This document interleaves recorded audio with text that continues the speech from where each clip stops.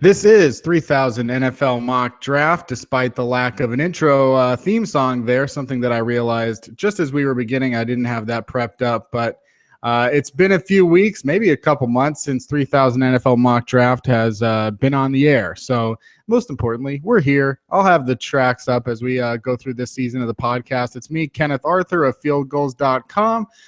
With me, as always, Rob Staten of SeahawksDraftBlog.com. And we talk about college football. We talk about the NFL draft. This is when we're going to really start talking about the 2017 NFL draft, because we spent all of last year, not surprisingly, talking about the 2016 draft. But we're also going to talk about rookies. We're going to talk about the Seahawks. We're going to talk about college football, and we're just going to look around the NFL because, hey, we like NFL. We're NFL type guys. That's the point of the show. It all revolves around the actual season. But we're definitely going to get into college football, Seahawks, and NFL football. And, being that this is the news today, as we record this on August 29th, we want to be able to sort of begin to unpack and dissect what's going on around the NFL. Big news today coming out of Minnesota with quarterback Teddy Bridgewater going down in practice, non-contact injury. No definite reports as far as I know in terms of what the injury is. They may not know yet, but Mike Zimmer, head coach, saying that, pretty much putting his season to an end. It sounds like for Teddy Bridgewater, everything seems very morose surrounding his 2016 season and past that, who knows, but not looking good for Teddy Bridgewater, which means they'll turn to Shaun Hill, the veteran backup who's been with Detroit, San Francisco, Minnesota, obviously, and a number of other teams.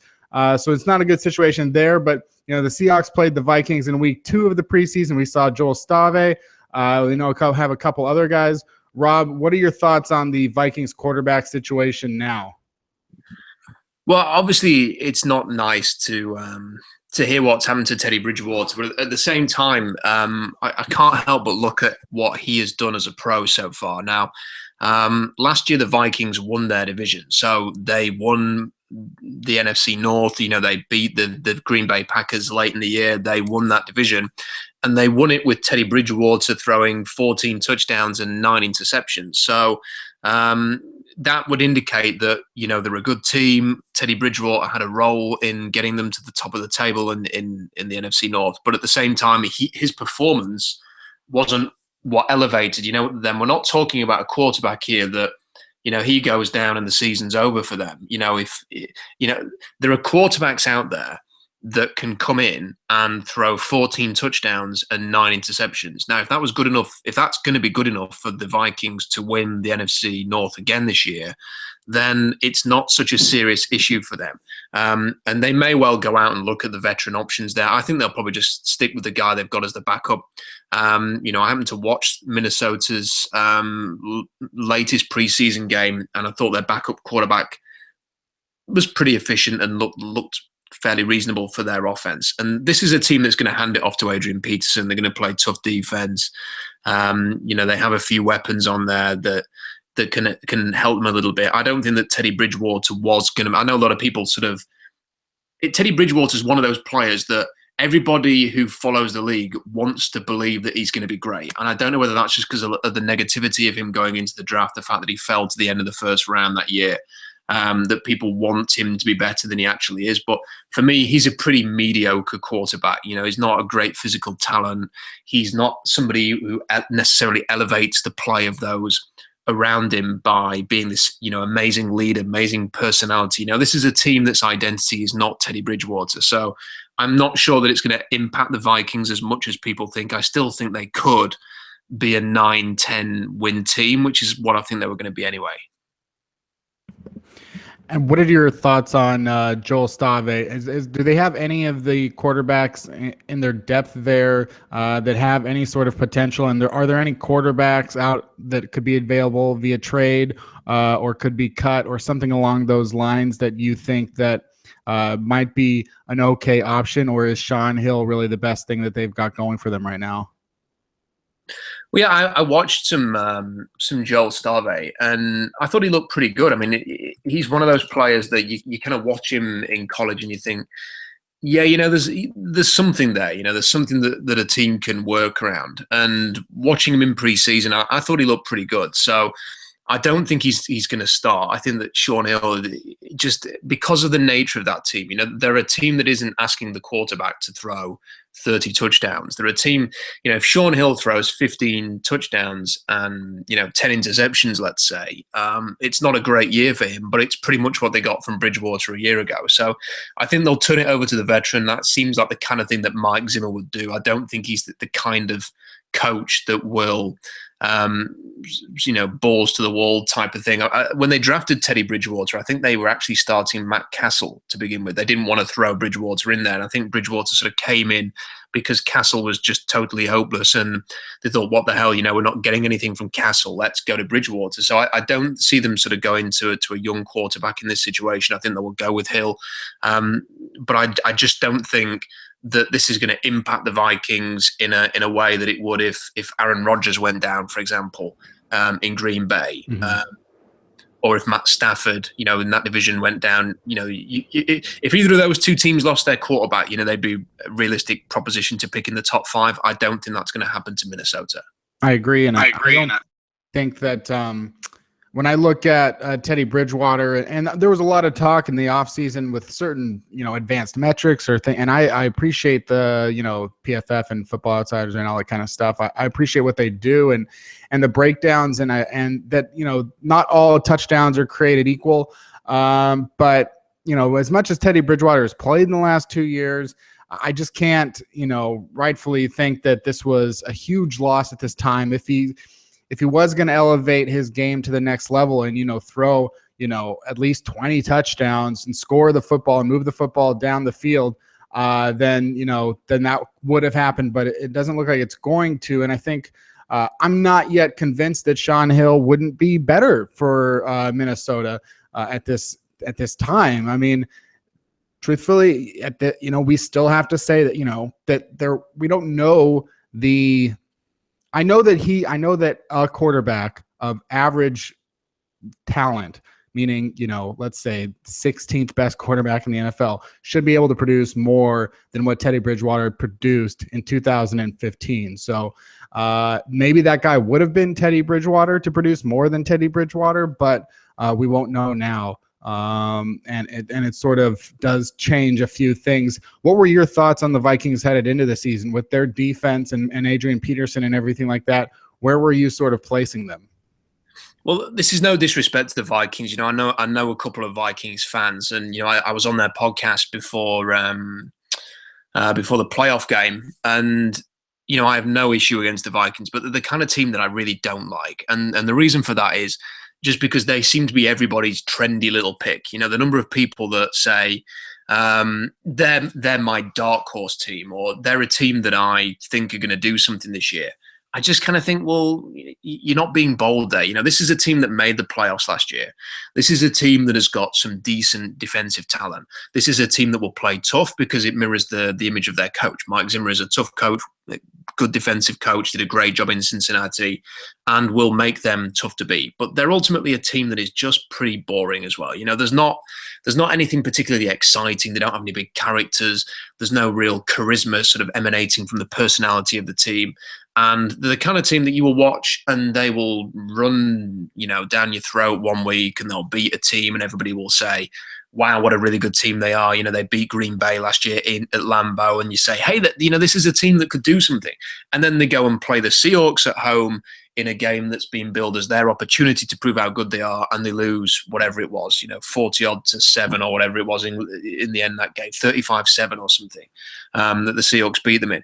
And that's the kind of team they are. And, if the Vikings were to win the Super Bowl this year, with or without Teddy Bridgewater, I think we'd all be shocked. If we're being really honest with that, as much as people want to call them like a surprise team or a dark horse team, nobody expects them to win the Super Bowl, and yet they get sort of touted in this way. And I don't know, I just kind of feel like it's a waste of time predicting that they're going to do anything when they might win the NFC North, they might become a wild card team, but do you see them beating Seattle, Carolina, Arizona, Green Bay maybe to actually get to the NFC Championship, to get to the Super Bowl? And I just don't see it. So I think they'll be pretty much a 9-7 kind of team. That's kind of what I was expecting this year. 9-7, 10-6, pretty mundane, may or may not make the playoffs. Let's talk a little bit about the Seattle Seahawks. I've said before it was August 29th. It's August 30th. Just a little factoid there. But since it is August 30th, the Seahawks had to get down to 75 players today, Tuesday. And I want to talk about some of the players that got cut, because by the next time we do this podcast, those names will be long distant memories in some ways, because at least 22 other guys are going to get cut before 53 when they get down to 53. So just a few and I want to sort of gloss over a couple of the veteran guys. They cut Kyle Coleman. They cut Montario Hunter. They waive injured Deshaun Fox. They released Patrick Lewis again, the Christian Sokoli, Zach Brooks, the only rookie that they drafted this year that has been released so far. Travon Reed, waived injured. Pete Robinson, Keyshawn Neely, Kevin Smith, waived injured. Josh Shirley, and George Farmer. Out of those groups, or out of those guys, who do you think, if any, has the brightest future? Of the ones they've released, I think Smith has maybe got a chance to come back to Seattle at some point. I don't see anything really in terms of the other guy. I mean, Patrick Lewis, you would imagine is going to get a team somewhere down the line. Either that, or he's going to be sort of in part of Seattle's ghost roster. He's just going to be, he's going to be in the background, someone they could call upon in an emergency if Justin Britt got injured or if Joey Hunt got injured. You would think any of those guys are going to not pass through waivers? Do you think Zach Brooks, obviously he was drafted, do you think Zach Brooks has a chance to stick on the practice squad and maybe get pulled up later in the year? Possibly. He's not really shown anything, he had an opportunity this offseason with injuries to Thomas Rawls, and Christian Michael missed a few days at one point. He's CJ Precise has been injured as well, so he had an opportunity to really sort of shine and didn't do it. And I think he probably will end up on Seattle's practice squad, but I think that Seattle's depth at running back has kind of put him behind the curve a little bit. And the other thing is, it's important to remember on Zach Brooks that he didn't really have a role at Clemson. The Seahawks saw something in this guy, whatever it was, bit of inside info, something about his personality, an athletic profile, whatever it was, they saw something in this guy that nobody else saw. That's why they drafted him, to make sure that they could get him in, because I think if he got to free agency, an undrafted free agent, I don't think he would have chose Seattle because of the competition at running back. So they absolutely wanted to get him into camp. They wanted us to check him out, see what he looked like. But it hasn't really worked for him. And I just don't think, he gets to the practice squad. It would take sort of 3 or 4 injuries for him to get an opportunity. So I don't think there's much danger of him leaving. I'm not overly optimistic. It's the first wave of cuts. I don't think there's anybody that Seattle cut to be particularly disappointed about. Sokoli was a nice project for them, but it just hasn't worked. He's not taken to the offensive line position like they were hoping. He's not going to become this insane athlete who ends up providing a major role player for them. He's not even shown enough to be the backup, or to warrant being kept on the roster again for another year. So I saw his agent saying he needs to go back to the defensive line. Well, don't show any of the defensive line tape that he put out there for Buffalo in college, because he was really, really bad. I mean, that was horrendous tape on the defensive line, which is why he was drafted to be a project for the offensive line. He's got a great athletic profile, but maybe you should try doing the shot put or the discus or something, because it's not going to work for him, I don't think, in the NFL. Around the NFL, obviously, it is difficult to identify a bunch of highly, wanted players out there, because of the 400 or 500 guys that get released in the first wave of cuts, they're not even half of the guys that will get cut and not make an NFL roster. And not everyone that makes an NFL roster is a good NFL player, obviously. So you're not going to find a lot of highly talented players during this first round of cuts, though there are certainly a couple surprises among the veterans, and maybe a few guys that get released that are younger that still have a chance in the NFL. Maybe one of the names that surprises is David Cobb, running back for Tennessee. Really good college stats at Minnesota, a 5th-round pick last year, but he rushed for just 2.8 yards per carry for that awful Titans offense. whether it's Cobb or someone else. Have you noticed anyone that got cut in this first wave of cuts that you think Seattle should have an eye on? I haven't seen anybody yet. I mean, there's obviously the potential for someone like if the Seahawks want a backup quarterback who knows the league, who is a bit more experienced, maybe a bit more polished, someone who could hold the fort for a few weeks in the worst case scenario. I mean, like if Seattle loses Russell Wilson, it's going to be panic stations, whoever you've got in the backup position. So maybe they will feel like they don't need. But a lot of the talk has been that they will look at that. For more experienced veteran backup. So whether or not Mark Sanchez gets cut or Bryce Petty or somebody like that, they may just have a look there. But I think if there was kind of one position they might just keep an eye on, it's probably linebacker more than anything other, because they don't have the depth at linebacker that they've previously had. Kevin Pierre-Louis has not taken steps forward. Mike Morgan's okay, and his roster spot's going to be secure, but is he going to be the kind of guy that you want to be starting every week and feeling really good about every week?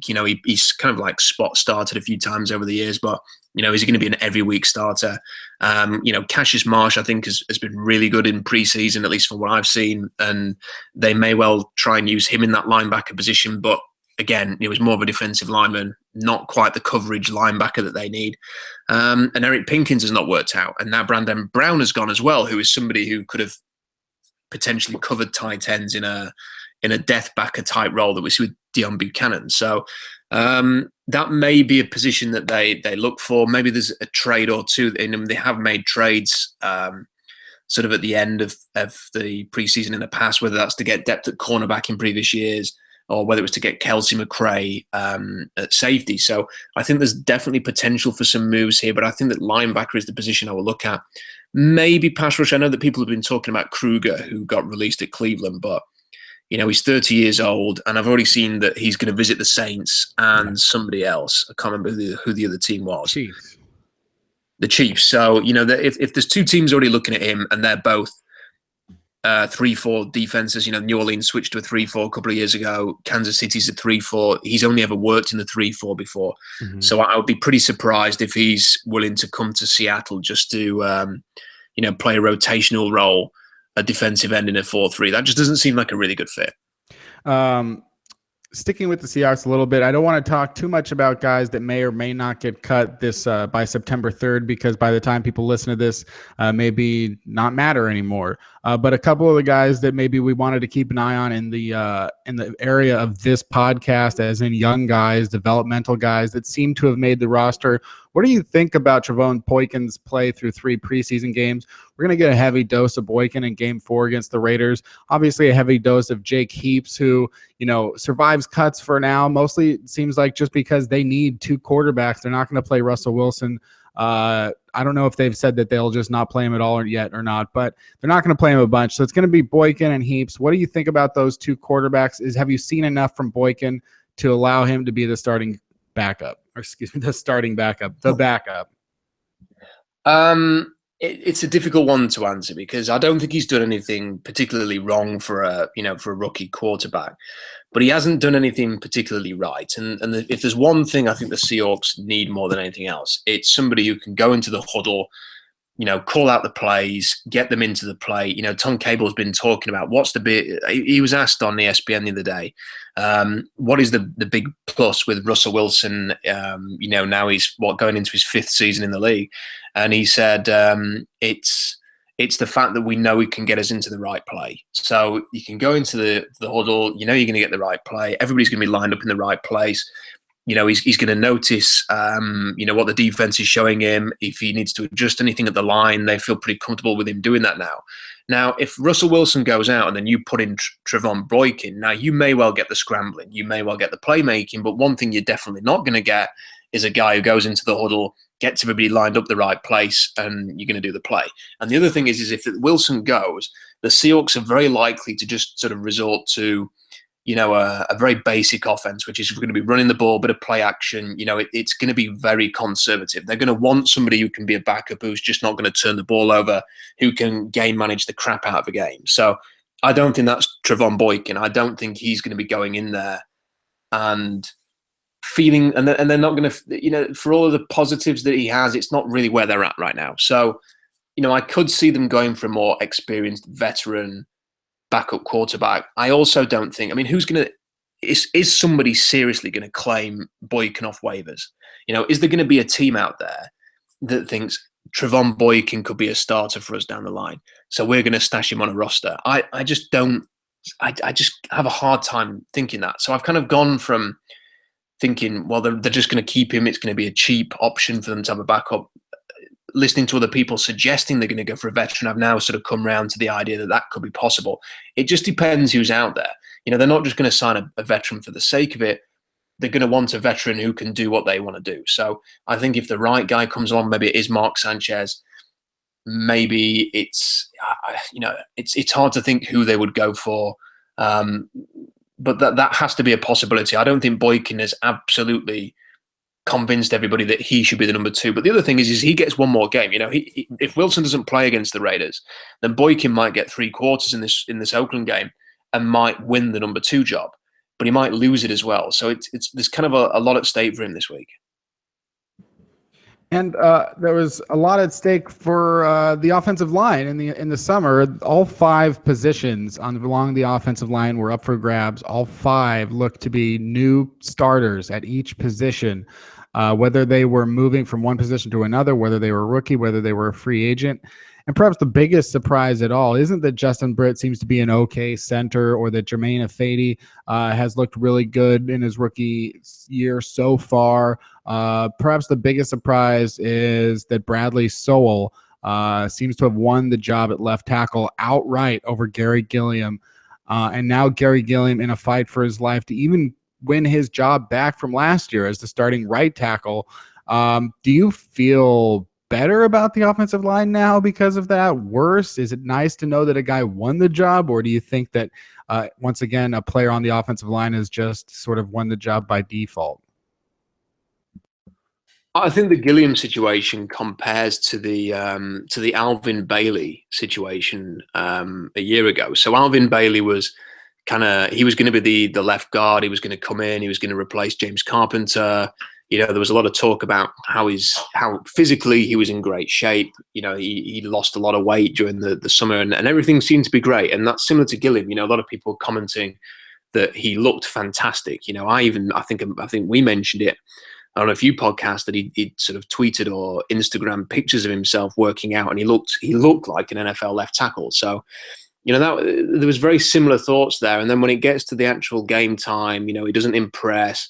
He's gone back to right tackle now instead of being the left tackle of the future, and now he's having a battle for his job at right tackle. So, that's quite a regression for him. I think what I would say about this, though, is I feel very good about the offensive line. And, it's about being able to do one or two things really well. And the Seahawks have shown that they have a really explosive, big interior line. And if tackle is a weakness, the much improved interior line should make up for it a little bit. So, there isn't going to be an offensive line. If people think in the first 2 weeks of the season that you're going to be able to shut down Ndamukong Suh and Aaron Donald, it's not going to happen. There's going to be negative plays in these first 2 weeks. It'll be enough to derail the offense, like we saw against Detroit early on last year. They're going to be able to run the ball. They're going to create open lanes for the running backs to run through. They're going to protect Russell Wilson inside, and that's important as well, because if you ever carefully watch the way that teams try and defend Russell Wilson, what they will do is the defensive ends often won't rush. They'll just sit. And they'll feel like if they can collapse the pocket from the inside, it forces Russell Wilson to move off the spot very quickly. And then the defensive ends can just judge the play. They can just sit there. It's kind of a phony rush, a fake rush. They can sit and read it. And more often than not, a number of sacks that Russell Wilson picks up is where Wilson kind of scrambles out the pocket and just runs straight into a defensive end who's held position. He hasn't even tried to rush the passer. Now, if you can protect the inside and give him a clean pocket, it's harder to get around the outside and rush him. It's harder to do that. You're not going to move him off the spot, unless you're blowing the offensive tackle off the line. And, that's kind of hard to do because these are big guys that Seattle have got playing at tackle. If you're not blowing them off the line, then Wilson can sit in a clean interior pocket. He can make quick, decisive decisions, as he was from about week 10 onwards last year. He can get the ball out to Doug Baldwin in the tight ends and Curse and Lockett, and he can make those big plays. So it doesn't worry me as much that the tackle situation is a question mark, because the interior line is so good. I think Sowell has actually done better than some people have suggested. I mean, I've carefully watched him specifically in the last 3 preseason games to see how he's done, and he's done okay. You know, he's not Walter Jones. He's not one of these, you know, new breed of incredible 6'6", 310-pound athletic machines that come out of college and go in the top 10 of the draft. That's not him. He's just solid, and he's gonna have mistakes, and he is gonna get beat by speed, but he's gonna hold his own as well. And I think that in the run game, we will see the benefit of him. And I'm pretty comfortable with that. I think that there's one other thing I want to mention, Kenny, here, and people forget this, but I think this is a fantastic point, and I hope that people hear this, and I hope they mention it when people start talking about the offensive line. In 2013, how many games did Russell Okung play in the regular season? He played 8 games. He played eight regular season games. Paul McQuiston started at left tackle for half of the 2013 season. Paul McQuiston, who nobody would, you know, you wouldn't want Paul McQuiston playing left tackle on your team. The only year that the Seahawks have ever won the Super Bowl, Paul McQuiston was their left tackle for half of the regular season.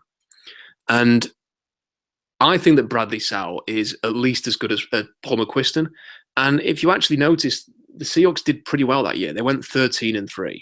And yeah, they got Okung back for the playoffs. Whatever, you know, they were able to coach McQuiston to hold down that job for a few weeks in relief, and now it's just a bit of a similar situation with Sowell. It's just that Sowell is better than McQuiston, but this idea that the Seahawks need, you know, this elite left tackle is not true. If the interior line is okay, they can manage this. They have got an elusive quarterback. And the other point that I will make on this is that apart from the fact that McQuiston played so often in 2013. The 2 starting left tackles in Super Bowl 50 this year were Michael Oher and Ryan Harris. That's Michael Oher, who was looking for a job, 18 months ago, and Ryan Harris. You know, hardly household names, are they? So, you know, the Seahawks can get by with Sowell at left tackle. It's not a concern. Yeah, it is interesting. I don't have the wherewithal in my brain right now because I haven't researched it, to unpack the importance of left tackles anymore. I think I've always thought like, wow, it's so important, and it is, of course, to have one. But at the same time, just off the top of my head, to think about the great left tackles right now, like Joe Thomas, like Tyron Smith, and others. I'm struggling to think about all of them right now, but it's not as successful as you'd think. Joe Thomas obviously has never been to the playoffs, and you wouldn't put it all on those guys. But you'd much rather have a good team and a bad left tackle than a great left tackle and a bad team. So, and I don't know enough about Bradley Sowell's history, but, a lot of criticism made about the fact that he hasn't played since 2013, but he's been on teams. I mean, that means that maybe in the last 2 years, he's been working out really hard to get better and just getting better. Like when he played in 2013, he started 12 games at left tackle for the Cardinals. This was in his second year after being an undrafted free agent out of Mississippi. He was, 24 years old and thrown into the Cardinals, a new team, undrafted a year earlier, and starting these games to struggle at that time. If he did struggle and obviously didn't do enough to win the job outright, not that surprising. And he could come into a new scheme, and he might have had 2 years, of learning and getting that opportunity to grow and learn a lot in the time. And I won't, just like I had high expectations for Garrett Gilliam, or at least not low expectations because it was an unknown, I too will hold my opinion and judgment of Bradley Sowell as a left tackle until we actually go out there and see what happens. It's that sort of scenario didn't work out for Drew Novak last year. An unknown getting a starting job. It didn't work out. The coaches weren't necessarily right about that decision, but we'll see what happens and sort of reserve judgment in that respect. The same could probably be said about some of the running backs, and I do want to get your opinion because the Seahawks drafted 3 running backs. We talked about Zach Brooks and how he wasn't that impressive. But there were a number of other guys that are impressive that have made it difficult for fans to know what area they want the Seahawks to go in or what direction they want them to go in. They drafted Alex Collins out of Arkansas, a guy that we talked a lot about on this podcast even before he was drafted by the Seahawks, a very successful running back at Arkansas. They drafted him, but then out of nowhere, because of injuries, Troymaine Pope of Jacksonville State comes in and, the field against third stringers perhaps, but definitely looks fast and quick and nice little cuts out there on the field. Did you know anything of Troymaine Pope before he was drafted and before he was signed? And what were your thoughts watching him and Alex Collins? And how do you think things are shaking out? I didn't know anything about Troymaine Pope before he landed in Seattle, but I think what I would say about this whole situation is I think that the way that the Seahawks have divvied out the carries in preseason is perhaps indicative of an approach to them, which means that they maybe just value a bit more on what they see in practice in training camp than they do actually in the preseason games. Because I remember. Well, there's two things. One, there's been no real consistency. Like we've kind of gone into every preseason game saying, "Oh, it'd be great to see Alex Collins get a load of carries in this game just to see what he can do," and then he has like 2 carries in the game, and then Zach Brooks comes in and he has 2 carries, and you think, well, we've not seen anything of him either, and then Christine Michael gets a load of carries, and you think, well, we know that he's okay, but why is he getting the carries? And then Greg Farmer, who's just been cut, comes on the field and has a 9-yard run. And you're thinking, well, why is he having that run? Isn't that a run that Collins could have had? And then in the last game, when you're thinking, hey, Troymaine Pope's doing really well, it'd be great to see him again. He didn't really do much against, they didn't really give him much of the workload against Dallas. So I kind of think that what they do is they look at what they see in practice and in camp, and that's what they're making the decision on. The game's kind of just incidental. A year ago, Thomas Rawls was not particularly great in preseason. In none of the preseason games, nobody came out afterwards and said, "Hey, this Thomas Rawls guy looks really good." In fact, a lot of the projections on, what the 53-man roster was going to be included Rawls being cut because the fans had not seen anything that exciting in the games. But Pete Carroll loved the guy. He'd seen something in his attitude, in the way that he carried himself, in the style of running back that they wanted. Carroll said that out of all the running backs in the class last year, Thomas Rawls best represented what he wants from an attitude in a running back. And I think that kind of all contributed to them making the decision to keep him and ultimately promote him to the backup role rather than anything they saw in preseason. So I think it's been kind of hard to judge this situation because I think the Seahawks already kind of know what they're going to do. And I think what they're going to do is to keep the obvious 3, Rawls, Procise, and Michael. And then I think they're going to keep Alex Collins and Will Tukwuafu. Tukwuafu, I think, for the fullback role, pretty much obvious that they're going to keep him. And I think they will keep Collins. I just think that it's the kind of the style and it's the attitude. And anybody who watched Collins playing college will see that he is a physical runner, that he gets yards after contact, that, that was part of what he is. And when I look at Troymaine Pope, a fun player as he has been to watch in 2 preseason games, is he really, has he kind of got that sort of bruising style that they like? Is he just a fast, athletic guy who's excelling against third string defenses with good run blocking? I think there's probably a little bit of that. I hope that he gets in the practice squad because if the Seahawks have a couple of injury issues, it'd be great to see Pope get called up. You wouldn't want to lose him, but I don't think they're going to mind putting him on the practice squad. I think they will protect Alex Collins. I think they like Alex Collins. I think there's every reason why they should like Alex Collins, and he did have a decent game against Dallas, just to remind people what he's capable of. So I think that he's actually going to make the cut. Is Christine Michael a different player than we had seen in the previous 3 years? Is that something that you've seen on tape when he's out there, or do you see sort of the same guy who is a great running back, perhaps, and I mean a talented running back, but still has issues that could hold him back from having a long career? What are you seeing from Christine Michael? Well, I know that a lot of the talk has been that he's changed, and that's something that only the coaches and the people inside the building will know. I think that we've seen this before from Kristen Michael. I mean, he was pretty good. I remember the preseason of his rookie year, and he was fantastic. And everybody was thinking, "Wow, this guy could be the next Adrian Peterson. What an athlete he is, and look how he runs." And then you sort of get to the season, and they don't trust him. So, I'm skeptical to just look at the preseason action and say, "Hey, this guy's changed. This guy's going to be great. This guy's going to take snaps off Thomas Rawls." I think what we will find is that when the season actually begins, this depends on Thomas Rawls being 100%, of course, but I think that we will see Rawls be the number one back, and we'll get the vast bulk of the carries. The Seahawks have been they've kind of hinted at running back by committee in the past and have never gone to it. Can you remember last year when Thomas Rawls ran for like 170 yards against the Bengals, and then the following week against Carolina in Seattle, Marshawn Lynch came back, and I think Rawls had one carry for 9 yards or something. And it was like, well, why that would be the opportunity to have a committee, but they always kind of stuck by this kind of one lead back approach. So I think that Thomas Rawls is going to get the bulk of the carries, and Kristen Michael will come in and spell him, and maybe have 6 or 7 carries a game or something like that, a bit like Robert Turbin did.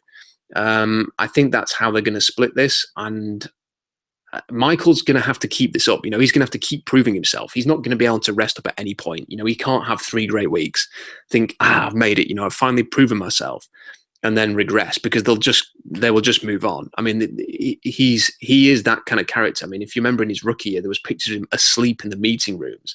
I mean, that's who he is, and he has to stay focused, and he's going to have to constantly be pushed to stay on top of this. And I think we need to see him do that probably for a year or two before we can really believe that he's changed. Yeah, and I think that you make some great points there, that people, running back sounds like a position that encompasses all running backs, but that is not the case. The running back is, you have first down back, third down back, scat back, change of pace, whatever. Like, there's different roles to fill, and the Seahawks have clearly defined a first down running back and a third down running back. CJ Prosise is their third down running back, and Thomas Rawls is their first and second down running back. And like you said, when Marshawn Lynch was healthy last year, Thomas Rawls, who was clearly a talented player, who even on tape, coaches may have not, wanted to believe it, and they definitely didn't want to take the hands out of arguably the most popular player in Seahawks history. But Thomas Rawls was better than Lynch last season, and probably should have remained the first running back when Lynch was healthy. But they didn't even play him because they don't split those carries. If Kristen Michael gets carries this year, it'll be maybe a few, to give Thomas Rawls a breather, and then maybe he'll get more if the Seahawks are up or behind by a lot of points. So if they're playing in a game where they're up by 21 points in the second half, that's when, you might as well put Kristen Michael in there and see what he can do and save Thomas Rawls recovering from an ankle injury. But the running backs, for the most part, are going to be Thomas Rawls and then CJ Prosise when they're out there for third down and they need a guy who can block or catch passes. So, and did you want to say that we haven't been able to see much of CJ Prosise at all? Do you have any thoughts about Prosise, or is it sort of we want to see what he does in game 4 and take it from there? Well, I thought he looked nice against Dallas, and it was good to see that he looked as sharp as he did, having missed the time. I think the one, it's not really a concern because he's going to get there. I think that the one sort of frustrating thing is that he clearly had quite a defined role that they wanted for him, and I think it was more than just 2-minute drill, bit of third down stuff. I think they probably wanted to use him in. If you notice, I think one of the local journalists, I think maybe Shil Kapadia has done an article on this. Forgive me if it's somebody else, but I think he's done an article on how successful the Seahawks are in an empty backfield set, and how they've used that to great effect over the years. And I know that some of the fans look at it and think, oh, no, they've gone to empty again. Why has Russell done that? Why has he called this audible? But they do have a lot of success in that formation. And I think because of Prosise's experience at wide receiver, it would have been brilliant for them to sort of get him in there. Okay, we want to go to empty. You go out wide. It's like having another wide receiver on the field. So I think they were looking to maybe get him sort of learning the route tree, running certain routes, learning that position as well, so that they could use a lot of empty backfield with this guy. I think they're quite comfortable with that with Thomas Rawls. I think we saw Kristen Michael make a good catch in one of the preseason games, which is positive for him. Hopefully you can do that as well. But I think Prosise was perhaps earmarked as someone who could really help in that situation if they wanted to have a running back who could split out wide. So I think that's a shame. But as long as he stays healthy, 3 or 4 weeks down the line, he should be up to speed anyway. In the third part of this podcast, I want to talk about the college football season and the draft next year and which players we should be looking out for the Seahawks. But before we get to that, just to stick with the NFL for a second, because I'm just so curious. He's just the guy that's on my mind today, and it's his birthday, so I guess maybe that was just sort of the universe putting him into my brain to think about. But Deone Bucannon of the Arizona Cardinals, going into his third season, and to me, he's really at the center of all of the talk of changing the NFL in terms of defensive scheme and how there are no positions and more positions than you ever thought there could be. And it's so interesting. And I'm kind of curious, what are your thoughts on Deone Bucannon going into his third season and his value to the Cardinals? And what do you think that means for the Seahawks and other teams in terms of how they'll be looking for players in the draft next year and the following years in terms of looking for these types of guys? Or is Bucannon sort of just one of a kind? You won't get another one like him. Well, I certainly think that teams are going to be looking for these types now. I think that Mark Barron, the guy who was drafted by Tampa Bay and was then traded to the Rams and has now signed a long-term contract with them, is in the same kind of mold. I think that maybe he's not quite, because he's moved around and because the Rams are not a fashionable team, that maybe he has not received quite the same attention as Bucannon. But I think they are similar players, similar athletically, similar roles. So yeah, I think that there's more than one Deone Bucannon out there, but he has got a pretty rare skill set. So you're looking at a guy who is, he has got safety size. He's only 6'1", 211, but he runs a 4.4. He's very impressive vertical and broad jump at the combine. Did a fantastic 3-cone. Was up there in all of those tests. Was up there for the defensive backs. Even the cornerbacks when he tested at the combine, and the Cardinals have put him into a scheme which, what I would say, I've not studied the Cardinals defense to the extent where I could say I have any kind of level of expertise watching them. But one thing I have noticed about them is that they do have, they're very big up front. This is a team that's, Red Bryant still plays and he plays for the Cardinals. They're very, very big up front. They've got Calais Campbell, they've got Bryant, they've got big bodies up front. They have big linebackers playing behind them. And then they're very athletic on the back of the defense. And because of the size they have and because of the situational play they can play up front, they can play very tough against the run. They blitz all of the time. They did when Todd Bowles was the coordinator there, and they've carried that on. Very aggressive defense. And because of that, they can utilize someone like Deone Bucannon. Now, I think the Seahawks would love to have a guy like this. They would love somebody who could stay on the field in any kind of down, because I think what we're going to see with the Seahawks is Morgan's going to play probably first, second down, depending on what the second down is. He's probably going to play the first 2 downs, and he'll come off the field, they'll put a pass rusher on, or they'll put an extra defensive back on. Now, if you've got someone like Deone Bucannon, they kind of play both roles, because Bucannon can rush and he can blitz and he can get after the quarterback from a linebacker position, but he can also drop into coverage. He can cover tight ends, he can cover slot receivers, and because you can leave him on the field in any kind of play call, it's a very useful position to have. And with teams having to adapt to, more spread concepts, teams having to adapt to a league which is more pass friendly, there are not loads and loads of Luke Kuechly, Bobby Wagner type linebackers out there that you can draft who can do everything. So they're having to get creative. And I think what we will see is more and more safeties like Bucannon with his physical profile being drafted. But the problem is they're so rare. There was hardly anybody in the last draft that you would say, hey, he matches up to Deone Bucannon. You could look at someone like Miles Killebrew. He ran in the 4.6s. He didn't run in the 4.4s. So you can find guys and say he could be a Bucannon, but unless they're running as fast as the fastest cornerback and they've got safety size and they've got great instincts, you're not going to have Deone Bucannon. So it's a very difficult position to find. Speaking of positions to find, we will move up to the 2017 NFL Draft, and of course, that means talking about the college football season. In terms of some of the best players to watch, obviously Deshaun Watson will be at the top of those Heisman watch lists, as well as Leonard Fournette, Christian McCaffrey with Stanford. I'm looking at NCAA.com. Some of their guys here as well with Chad Kelly, Ole Miss, Greg Ward, Houston. These are their names. Jabril Peppers of Michigan, Dalvin Cook of Florida State, Baker Mayfield. I think some of these are not the guys that I would have been my first suspects, but definitely some of those, as well as J.T. Barrett, Seth Russell at Baylor, Josh Rosen at UCLA, Brad Kaya at Miami. A lot of people pushing Kaya towards the top of their 2017 NFL drafts. Royce Freeman at Oregon, Nick Chubb. Obviously, two of the running backs that are being a part of that historic 2017 NFL running back class that hasn't happened yet, but certainly looks to be that way. Who are your favorite players? Maybe who is your favorite for the Heisman, and a couple other guys that you would implore people to just watch every week because they're going to make the game so much fun this year? Well, I think in terms of the Heisman, it's going to be down to the obvious candidates. Deshaun Watson obviously is.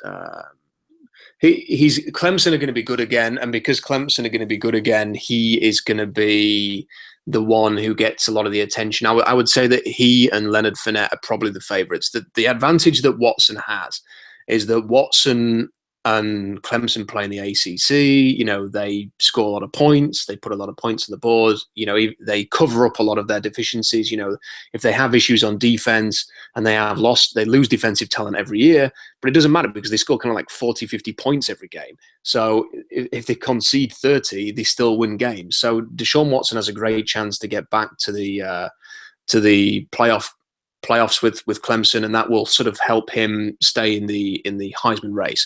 The problem Leonard Fournette's got is that LSU for years have been unable to find somebody who, if you look at Alabama finds it, if they don't have a great quarterback, they will have a placeholder. They will have somebody who can just manage the offense.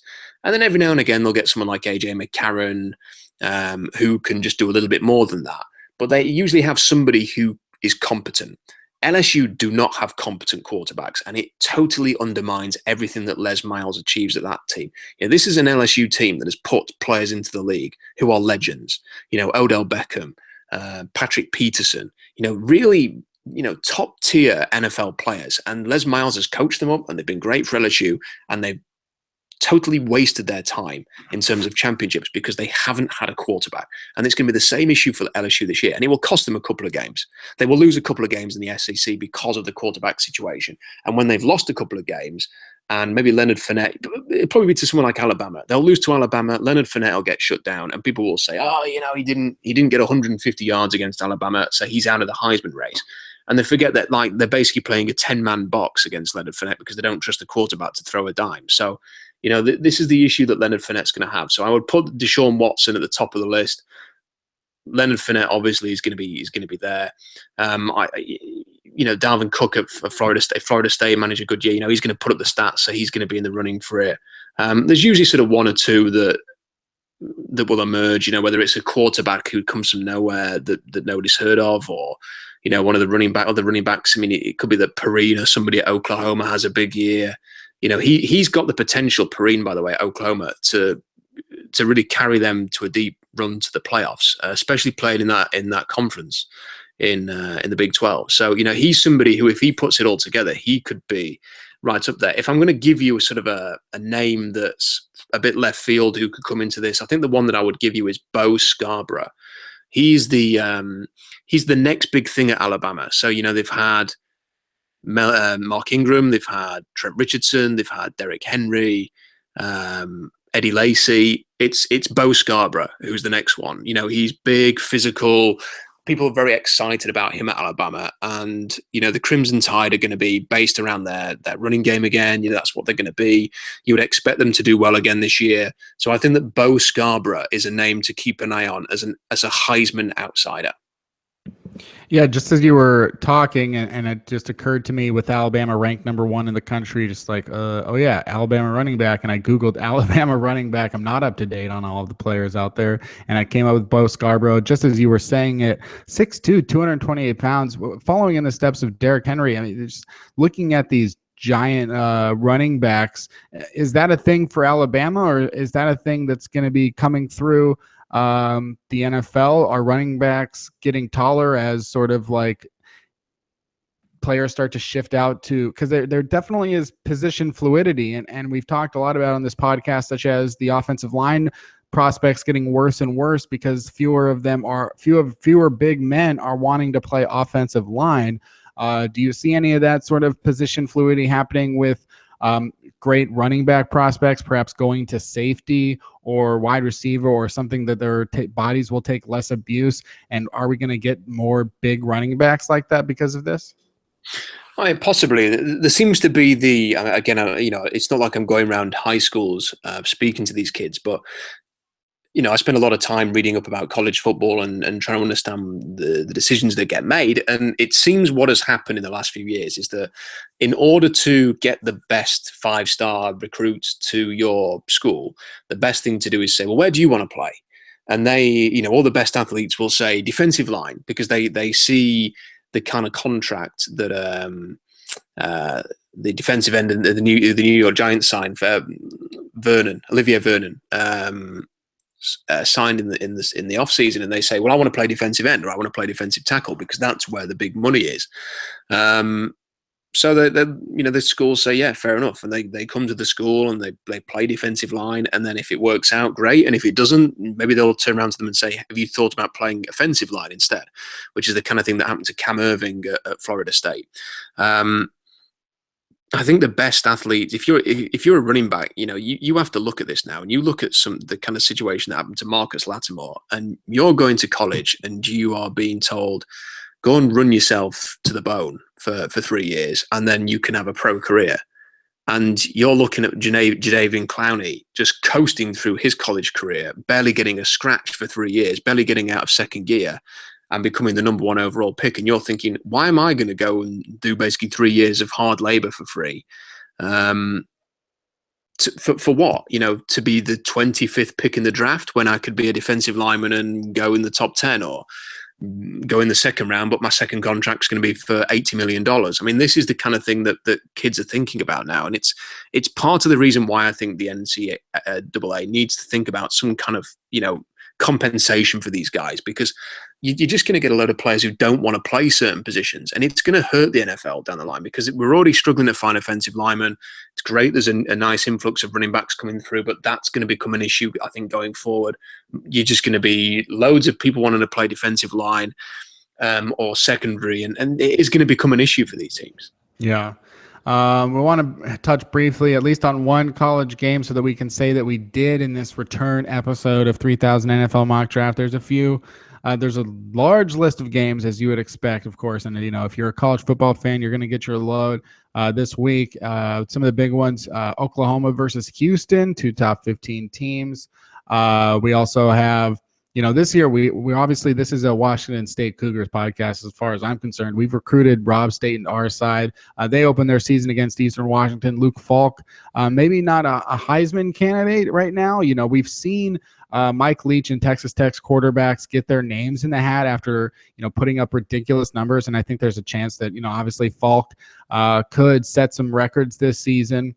Washington is ranked 14th. Washington State is just outside of the top 25. UCLA takes on Texas A&M. LSU takes on Wisconsin. Georgia takes on North Carolina. And later in the next week, on Monday, Ole Miss takes on Florida State. But the one that I want to ask you about, neutral field, AT&T Stadium in Arlington, Texas. On Saturday, number 20 USC plays number 1 Alabama. You talked about Alabama. Does USC have a shot to beat them there? No, I think that Alabama's got a great chance of going undefeated. Before we finish, I really want to just run through some of the guys that I think I want people to look out for. I think that's one of the great things we did on the podcast last year, is that just give, we've got a big weekend of college football. It's the only real weekend of college football where the attention is on that and not the NFL. So I want to give a few names before we finish, just to sort of, if Absolutely, people get them on. But one thing I do think we're going to see this year, Kenny, in college football is there are not sort of many teams that sort of really sort of smack you in the face and go, they're going to be a really dominant team this year, short of the obvious candidates, Clemson, Alabama, etc. So I think what we're going to see is that I think scheme-heavy offenses and offenses that know who they are and have kind of consistently just worked because of the scheme are going to excel. So I would not be surprised at all if Oklahoma State, for example, have a really good year, because they just, they're in the Big 12, they throw the ball a load.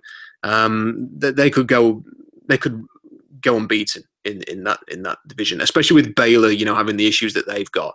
Somebody's going to take the place of Baylor.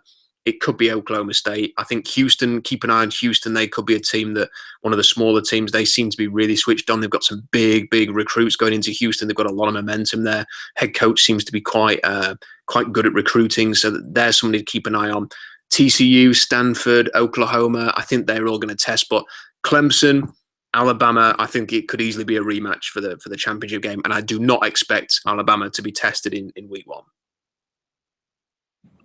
Yeah, it's interesting. We could talk a lot about like sort of the truth of parity in college football or the lack thereof. Alabama consistently just it's amazing, because if there was an NFL team,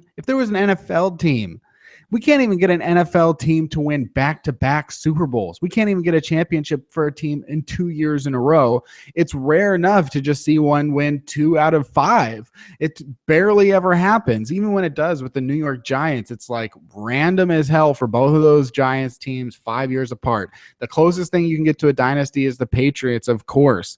Other than that, when you look at a team like the Seahawks, as good as they are, they went to 2 Super Bowls in a row. That's amazing. And there are 32 NFL teams. There are 120 some college football teams, and Alabama is likely to win the championship every single year. There is no parity in college football, and they have got thousands of players spread across 50 states, international, and they all filter into like 2 and like 5 teams, if you're lucky, as a team like an Ole Miss or, another team, to just sort of like come out of nowhere and you get like the best recruiting class in your school's 150-year history. If you're lucky, you'll win 10 games and you'll get, talk about you for a couple weeks for the championship. But it seems so difficult. I want to just briefly touch on that, just to get your thoughts on how dominating a team can be in college football like Alabama. Is it fair? Does something need to be done? Well, I'm not really sure what can be done, really. I mean, whenever you have a system whereby, a coach as prolific as Nick Saban can go into a family's house and say, I'm Nick Saban, look at our resume at Alabama. We win every year. We put this many players into the NFL. You've got the national, you can be a star with us, and then someone from, a smaller school in the state turns up and says, yeah, but, you can start for us, but, we're not very good and we only won 6 games last year. It's very, very difficult. And, there isn't the parity, and you're right. And the problem is that Alabama have got to a point now where they are so good at recruiting that they lose, so many players to the NFL, like Derrick Henry goes and Jerron Reed and, all the other guys who left, and they just replace them with 5-star recruits, and they just come in. And it's what USC did with Pete Carroll. It's what Alabama are doing now. I don't think it's going to ever end until Nick Saban moves on. I think the best thing for college football in terms of competition would be for an NFL team to give Nick Saban another chance in the league. I don't think that's going to happen. He constantly flirts with the idea and then signs a new contract in Alabama. We have seen other teams like Florida, when Urban Meyer left, fall by the wayside. Then Urban Meyer goes to Ohio State. They immediately become good again. I think that the role of coaches, big name coaches who are just that damn good at recruiting and getting people into a system is what helps you dominate. And at the moment, Ohio State and Alabama have got 2 of the best. Clemson, yet Dabo Swinney, another one of the best. Whenever those guys are there, it's going to be very hard to knock them off top. Well, that's an hour of 3,000 NFL mock draft. I could do 5 more, but we'll save some for this season of the show. So, Rob, Can we just very quickly? yeah. I just want very quickly just to run through some guys to look at. Oh, yeah, for sure. So there's the one player who is exciting me more than any other at the moment is Jehu Chesson from Michigan. He's a receiver. I think he's originally from Africa. He's come over. This is a guy who does everything at receiver. He is somebody who, watch this guy. Watch Michigan. Watch Chesson, the receiver. He's a great blocker in the run game. Makes difficult grabs. Return man. Excellent sprinter. Over 400 meters, and that shows. Destroyed Vernon Hargreaves versus Florida in the Citrus Bowl. A nice 45-yard reception at a post. Lovely route ran away from Hargreaves on another play. You can throw it over the top. You can stretch the field with him. He's a good route runner. Contest the ball well at the sideline. On broken plays, there was, we'll find someone to block. There was this great play against Indiana that I've been watching a lot of his stuff this week. Jay Rudock, who was not a great runner as a quarterback, goes on a scramble, gets to the second level, and the only receiver who sort of recognizes it and immediately goes to find someone to plant on the ground is Chesson, and he delivered a block which got him another 5 yards. He's got yards after the catch ability. Had one fantastic grab and a run for a massive touchdown against Indiana. Watch the Indiana game. He had about 4 touchdowns, a million yards. In that game, he caught the game-tying touchdown as time ran out in the fourth quarter. So it's thrown into traffic. He makes the grab with 3 defenders hanging off him. If he doesn't catch that ball, it's game over. Michigan would have lost. They won in overtime as a consequence. He returned a kickoff for a touchdown against Northwestern. If there's one player you watch on opening weekend or over the first couple of weeks, Chesson, the receiver at Michigan, is big time. So he's one. It's a loaded cornerback class, Kenny. So cornerbacks, there's a lot of them. Tre'Davious White, our old friend from last year's back at LSU. There's a guy called Cam Sutton at Tennessee. Watch him. Really athletic, really fluid, really good. Jabril Peppers, you mentioned him earlier, from Michigan. Good player. Desmond King chose not to declare for the draft. He's back this year. There's a guy called Marlon Humphrey at Alabama who's really good. Jordan Thomas at Oklahoma. Cordae Tankersley at Clemson. Brandon Faxion at Virginia Tech. And then there's the 2 Florida guys, Jalen Tabor and Quincy Wilson. I think Tabor might be suspended because he's had some off-field issues, but Quincy Wilson is another guy to keep an eye on. There is an absolute ton of pass rushers in this class. There are not many offensive linemen. If the Seahawks fans are looking at this year and thinking this will be a year to get a left tackle for the future, it might not be. Apart from someone like David Sharp, who could be a riser at Florida, it's not a great draft for offensive linemen as things stand. But there is so many defensive linemen. I just want to run through some of them here very quickly. Myles Garrett is going to go early. He plays across from Deshaun Hall, who had a really good start to the year last year. Keep an eye on him. Tim Williams, perfect edge rusher. You've got Jonathan, he's at Alabama. Jonathan Allen at Alabama, 3 or 5 technique, really, really good. You've got a guy called Denzel Ware at Kentucky. Keep an eye on him, pure edge. Another real good edge one is Smoot at Illinois. Has had big stats over the last few years. Keep an eye on him. There are 3 techniques like Caleb Brantley, Charles Walker, Derek Barnett's a good guy at Tennessee, Carl Lawson at Auburn. Deshaun Hand at Alabama is going to take some of the snaps that DJ Petway had last year, so keep an eye on Deshaun Hand. And I think the only final thought, as I'm kind of just rushing through some of this, I think that there's a pretty good sort of top 4 prospects in this draft already. Before the season even begins, I think it's going to take something special from somebody to get in the top 4 ahead of these 4 guys. So you've got Leonard Fournette, the running back at LSU. You've got Deshaun Watson at Clemson, the quarterback. You've got Myles Garrett, the defensive end at Texas A&M. And you've got Jonathan Allen, the defensive tackle at Alabama. Those 4 guys, Kenny, are really, really good. And you know what? We'll see. We'll find out. We're going to do the podcast for the whole season. We'll see what happens. But this is the first show of the new season. And let's see if Leonard Fournette, Deshaun Watson, Myles Garrett, and Jonathan Allen are near the top of the draft board come next April, because those 4 guys are really, really good. And they have the potential to be stars at the next level. It sounds like a loaded draft class, like one of the best that we could see since 2011's defense or 2012's. with the quarterbacks and some other players in there, and excited. Definitely going to be names, even though you ran through them this time and we had a shorter segment for college football, definitely going to be names that we'll hear a lot over the next 6 months and over the college football season.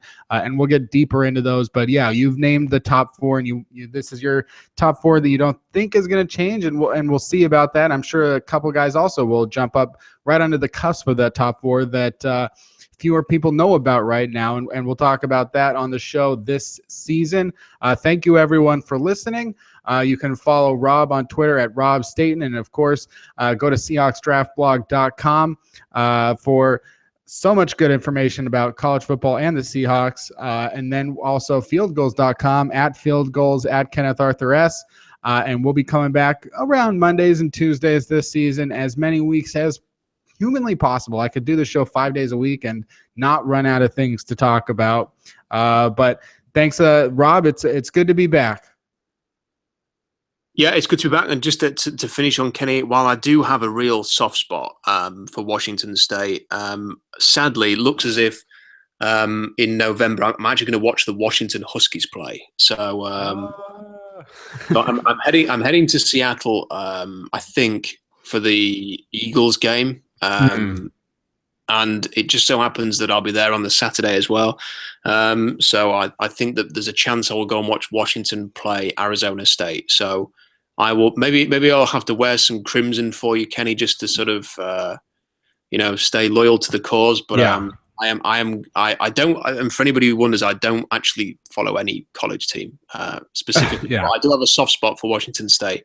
Yeah. But I am looking. It is looking like I might go and watch the Huskies play this year. So looking forward. Well, you can still. Just so everybody, even if you're not going to a Washington State game, you can be literally just as much as a Cougs fan to go to a Huskies game and root against them. It is the exact same thing. So you can still be there for the Cougs, and just glad to have you in the States watching college football where you belong. That's good news, I think, for everyone out there. And yes, you are not affiliated with any college. I did go to Washington State, and I'm excited to see sort of what the Mike Leach and the Cougs have in store for us. Whether it's whether those passing yards translate to wins, we'll see. Things definitely feel not bad for the first time in a very long time. And we'll talk about all that in the shows to come. This has been this draft of the podcast. Join us next time for the next draft.